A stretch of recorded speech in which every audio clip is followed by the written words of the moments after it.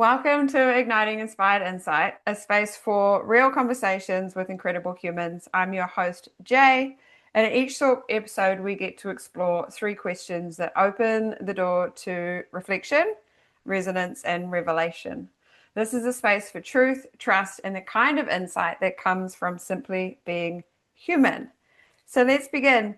Today, I get to introduce you to a friend who I met in Queenstown. His name is Amos. And I'm really honored to have you here on this podcast and to see where this corridor goes. So for those who are listening, who is Amos? That's maybe the deepest question that we have to cover today. I think so. So in the Go where you wish. in the for the sake of time, to not take 3 hours on this, we'll cut it a little bit short. But Cool. I'm uh, I'm American, currently sitting in the cold winter here in South Dakota. I'm getting better though. I left the States almost 15 years ago to live through Europe and now New Zealand. Um, I studied engineering and led a very, very technical life, working kind of for global companies, running large teams, and then found myself in New Zealand in 2020. And kind of that's where a lot of stuff has changed in my outlook of the world and yeah, kind of what I'm interested in exploring now. So now I'm just a person trying to figure out what we're on this world for and how to connect with other Mm. people. Likewise. Yeah.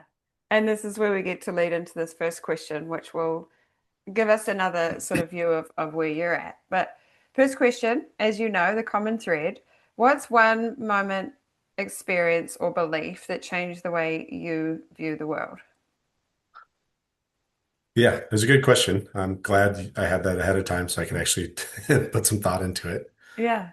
So there's a lot of different moments that have been big shifts for me. I kind of see my life as a number of chapters that have unfolded so far and more unfolding all the time.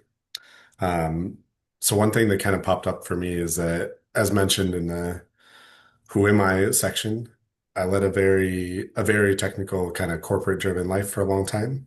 And Mm. then about 8 years ago now, my dad got leukemia, um, which was just a few years before he retired. So he ended up battling with that for about 6 months and then passed away. And for me, that was a huge eye-opening moment. Just looking at like the things that he was putting off for retirement that now wouldn't be, and thinking more and more about like what I was doing with my life and why I was dumping all this energy into this corporation that didn't actually care about me and building this empire for somebody else. Someone said to me that working in this corporate world is a lot like building a Lego tower, except at the end you realize that they were never your Legos, is that you Hmm. just built this for somebody else and you have nothing meaningful out of it. So dad passed away in the spring, and then from there my worldview started to shift a little bit, and I think it shifted most dramatically with me deciding that I was going to leave the company I was at and at least explore for 6 months and see what I really wanted out of life. The other thing that fed into that is for the 6 months after he passed away, I didn't really sleep at all. So I would sleep 2 hours a night, 3 hours a night for 6 months, and just no matter what I did, I would wake up with nightmares and just like feelings of terror, and it was a really hard time for me. And that started to shift when I heard this podcast talking about meditation. And I was like, yeah, I don't know what this thing is. I grew up in a very Christian household, and that wasn't something we ever called it. I guess it is very Hmm. similar to prayer or any of these other things that you find in religions. But um, yeah, I heard about this podcast with meditation. I downloaded Headspace, did this first 10-minute meditation sitting on a couch in an Airbnb in Woking in the UK on another work trip that I was kind of burying all my thoughts and emotions into. That was about 6:30 at night, 9 o'clock at night. I tried to go to sleep and I woke up at 9 a.m. the next day. And it was the Wow. first time I'd slept through the night in 6 months. And I was like, I don't know what this meditation thing is or what kind of witchcraft this was, but I need to explore that a little bit more. So that led Mm. me down a big rabbit hole of figuring out who was I beyond just the logical engineering side. Yeah, so that was a huge shift in me. That was definitely a big chapter turned over and turned into me exploring more of who am I and how do I really interact with the world and all the stuff that current science doesn't really embrace as heavily. So, Mm-hmm. Yeah, wow. Thank you for sharing. yeah. It's some massive moments of impact there. Yeah. Yeah, it was a big turning point for me. And that, of course, like, I think just like you, there's probably hundreds of those if we really look into it. But that was Mm-hmm. eventually landed in New Zealand and that found a community. That's where we met through Wellspace and that group that Mm. was much more interested in going down that path than the engineering world that I lived in otherwise. So it's been a wonderful place for me to connect and learn about a side of me that I never thought existed. Mm-hmm. Yeah. And shifting into a different understanding of yourself through the form of Yeah. meditation and through conscious conversation and with New Zealand, it's like also being connected to nature. I guess it depends on where you live in the States, but being connected to nature in Mm. a very different way. Yeah, I grew up out in the country in the US. And I was very connected to that when I was young. We were just driving around and talking about kind of where I grew up and the farms that I was on and the crazy adventures that we had as kids, spending a lot of time alone out in the country and, you know, sneaking away and starting the four-wheelers and tractors and going to explore places we probably shouldn't have. And then Yep. through my corporate life, I moved into Minneapolis, which is a big city, and then into a city in Germany. And then I traveled all over the world from city to city, airport to airport, and Mm. I didn't really have any time in nature. So for me, landed in New Zealand and then COVID kicked off the day I landed, the borders closed. And it was Wow. like I was forced to be in nature because I was living in a van there. And I think it was the best, I tell people that was probably one of the best times of my life. Hmm. It's like this homecoming on the other side of the world back to this thing that I forgot. So it Yeah. was really cool. Yeah, it's really powerful. The other thing that I heard you mention was about your perspective of meditation. And Mm, I know that a lot of people can have this without having tried it yet, this resistance to, because they may make it mean something. Like it's the same with yeah, some of the practices that I guide as a coach and a mentor. It's like people see that, view that as woo woo, yeah, for whatever description or connection or even religion, and yeah, therefore it's a no-go zone. However, it's like mm, really understanding that it's at the core of all of that, it's about finding more of who you are. yeah, yeah. That's exactly right. It's been really interesting for me coming from a very religious and Christian upbringing here in the States, and just exploring, going through a phase of very secular beliefs. And like, if you can't prove that this can't be true, and then experiencing some of the stuff that I found through just literally that first 10 minutes of meditation of like, wait a minute, why can I sleep after this and I couldn't? This isn't it doesn't have to be some higher power or some spiritual thing. It's like for the first time I took a moment and actually listened to what was going on inside. Hmm. And it's been really interesting for me to dive into that. And I know that talking to a lot of my other very technical friends around the world, there's a lot of pushback on anything that you can't prove with tests. And there are, fortunately for us, there's getting to be a lot more funding dumped into that part of, I guess, the mental world of like Yeah. what's actually happening when people go into meditative states and what that looks like. And Hmm. yeah, I think it's scary for a lot of people, but I think that Headspace and other apps like that are incredible gateway drugs for it. It's like Agreed.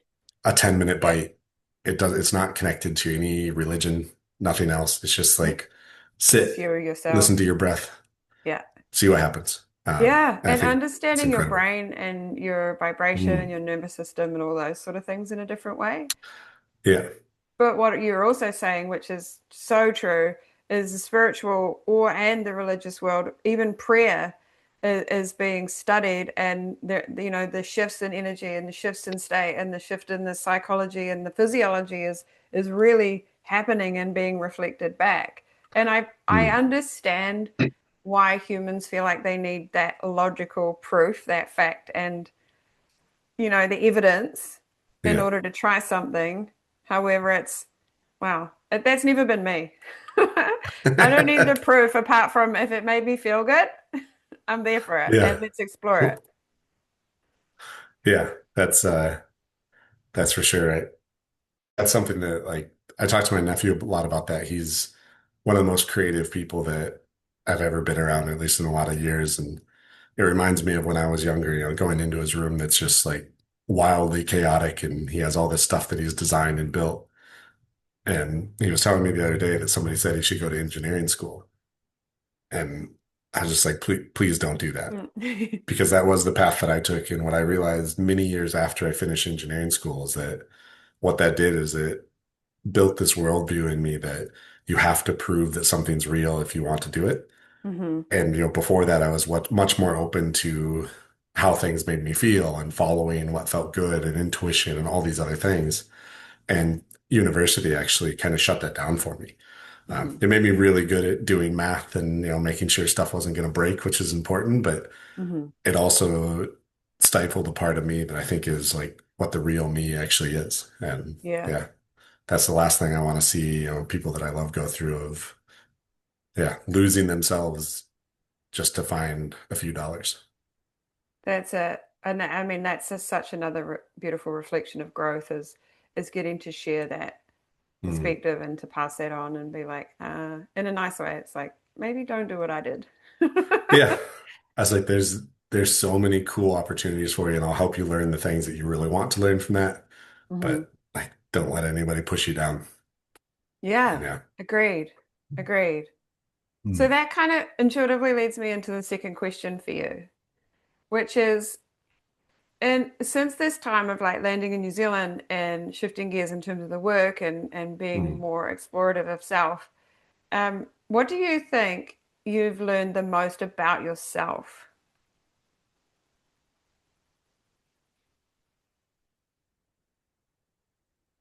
That's yeah, a big question. It is, or one thing. I've, for me, a huge shift there was going from, I'm a super, super competitive person. And that's like, I went sledding this morning just so I could turn my Strava on and try to go faster down this hill than my brother did 2 nights ago. And it's like running and diving. And I knew that this morning the hill would be completely frozen in ice. So I could go really fast, but the wind was blowing, 60 kilometers per hour up the hill. So it slowed me down. But so I'll try again tomorrow. Um, but I think one thing that moving to New Zealand taught me was that the not everything has to be a competition. And I was lucky enough to be there during COVID when there were no other tourists there. It was such a quiet time, and I bought a surfboard and I started surfing and just fell in love with the ocean. And one of the really stark lessons that taught me was like, I remember paddling out and watching this kid who was about 14 just catch wave after wave after wave, and I'm like, paddle as hard as I can and can't do it. And at first, I was so frustrated with it. And then I just kind of came to this realization that like, I'm never going to be the best at this, and that's okay. And that has been kind of over and over through my time in New Zealand is that like there's this drive that I have to be the best at anything that I do. And then there's this other side that I've ignored for a long time that like it's okay just to be and just to enjoy things. So I have definitely slowed down a lot since I got to New Zealand. There's still some pretty drivey parts of me. But it's been a really interesting journey of actually yeah, finding that version of me that doesn't have to be competitive and doesn't have to win all the time. It's just being me is okay. Absolutely. But it's also a beautiful balance because that drive and will have got Yeah. you to so many places within what you do and other areas and stretching yourself. Yeah, that's true. And I'm reminded of that a lot in that while it is good to take a break, um, these things all come in seasons, it feels like. And Yes. I'm certainly in a season of much more growth and movement now than I was 3 years ago. And it's, building businesses and going for funding and pushing this stuff really hard. But now I'm afraid that I can get sucked into this and become Hmm. the person I used to be. But I'm constantly reminded that I'm not the person. I will never be the person that I used to be. Is Hmm. that I have all these tools now that I never had before. And now it seems to be, it's still difficult, but it seems to be easier to go from like this super drive, have to work, working 12, 14-hour days to like, you know what, today I'm going to go for a swim, go Hmm. fishing for a few hours, go to the sun, like just be in nature with my phone off. And that Yeah. was something I could never do before. And so it feels like while I am pushing and still hard driving in a lot of areas, it's easier for me to turn back into these things I learned in New Zealand of Hmm. like you can do something just because you love it. Yeah. Uh, so yeah, it's been a really 'Cause beautiful journey.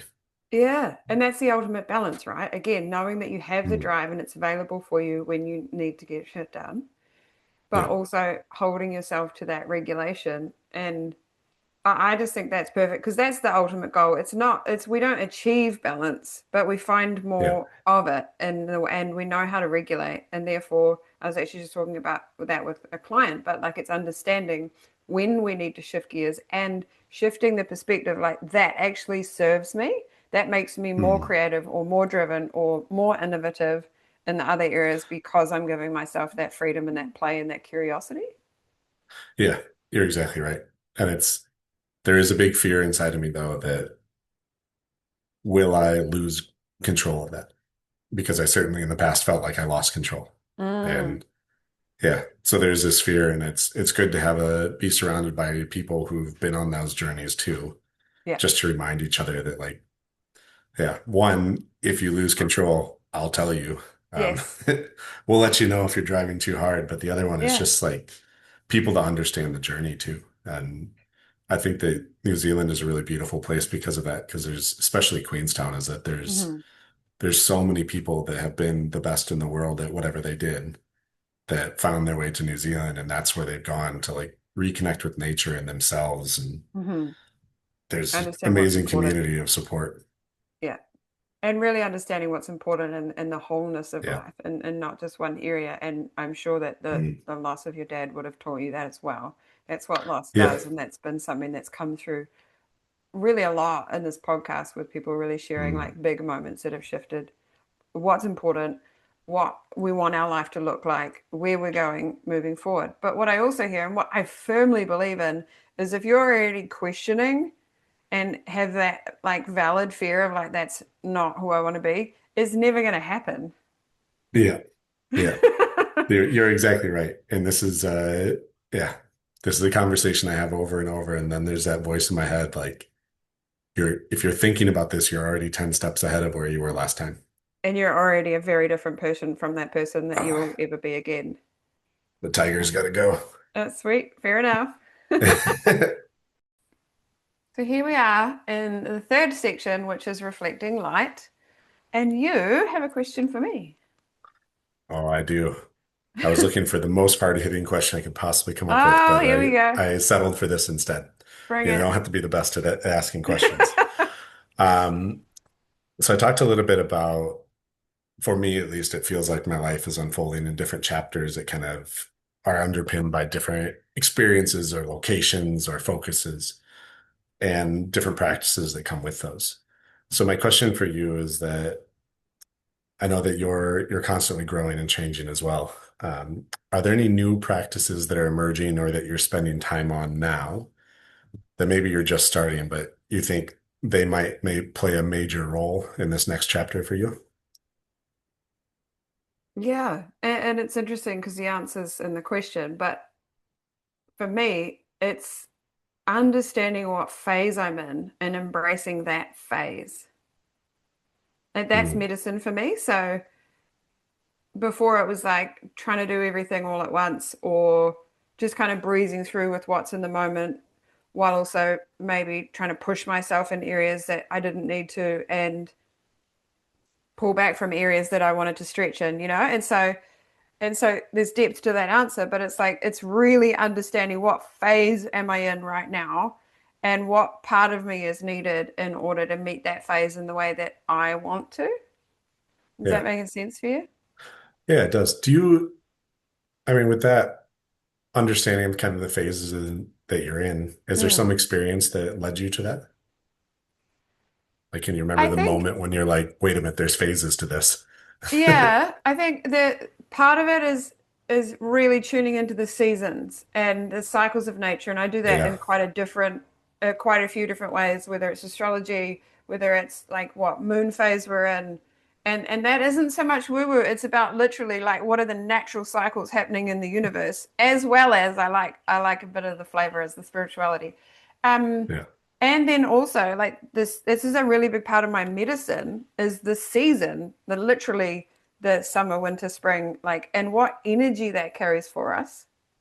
So there was Mm. that. And then the other piece that came is like, what phase of life am I in? Is actually from one of my beautiful mentors I learned so much from. And she is Kate Bradshaw. But it was in leadership when I Yeah. really, because in order to lead in the way I wanted to, I needed to understand what phase we were working in and what Yeah, for what sure. part of the birthing process or whatever it is that work creatively, but also execution. And then Mm. the other thing about like holding myself and acknowledging the phase that I was in really helped me understand the evolution of a project or the evolution of something that is like, and the messy middle.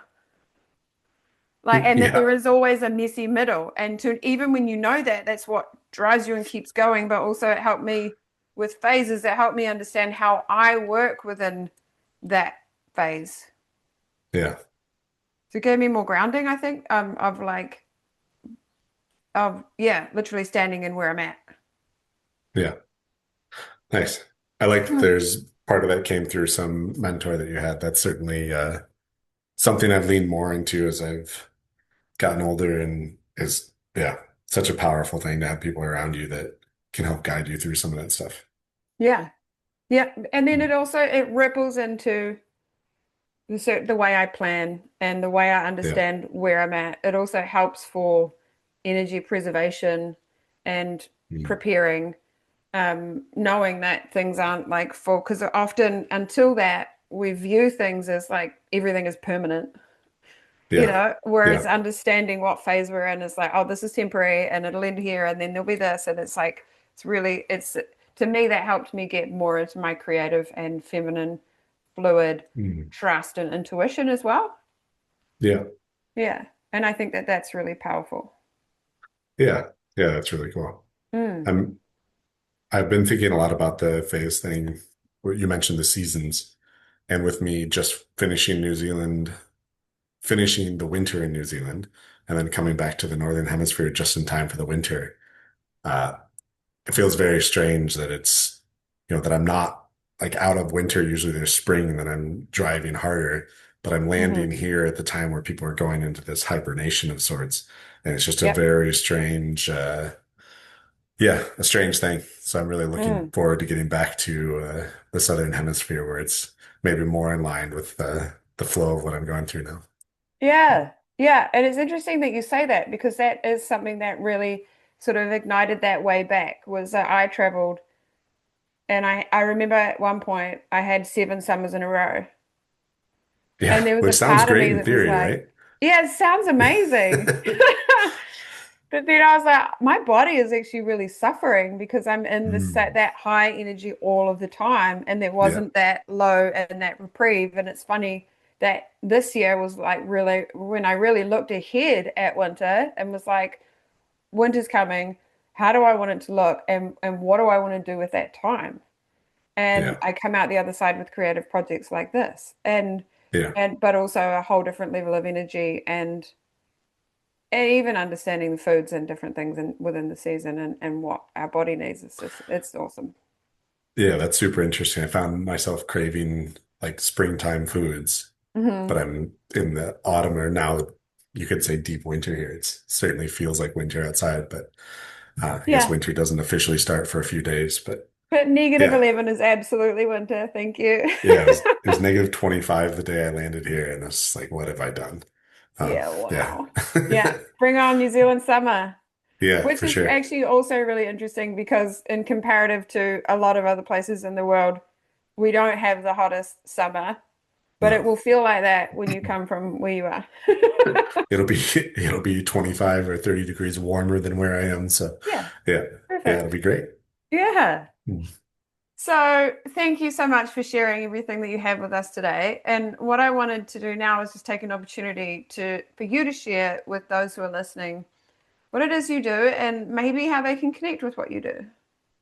Yeah. So what it is I do is maybe as complex as who I am as a person.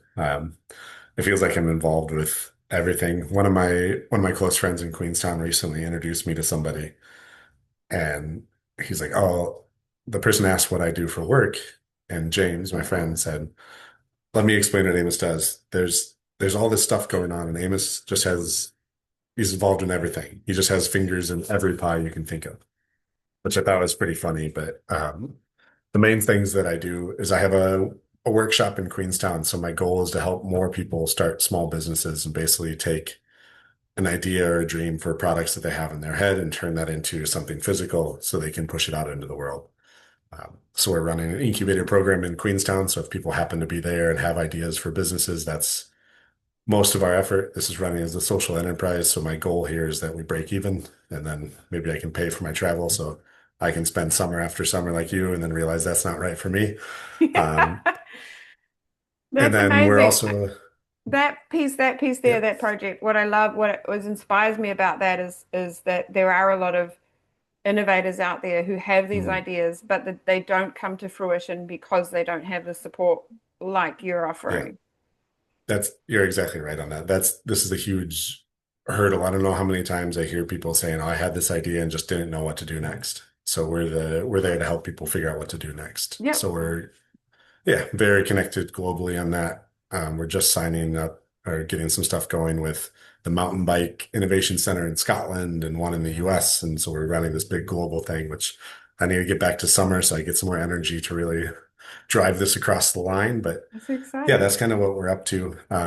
If people are interested in connecting with us, probably the easiest way is just through the website at this point, which is Pivot Innovation. So it's PIVOTINNO.com, or just find us at the workshop in Queenstown. And yeah, happy to Amazing. connect. And the whole goal is to help more people find work that really inspires them and fulfills them rather than just getting stuck as a cog of this machine and waking Hmm. up years and years later.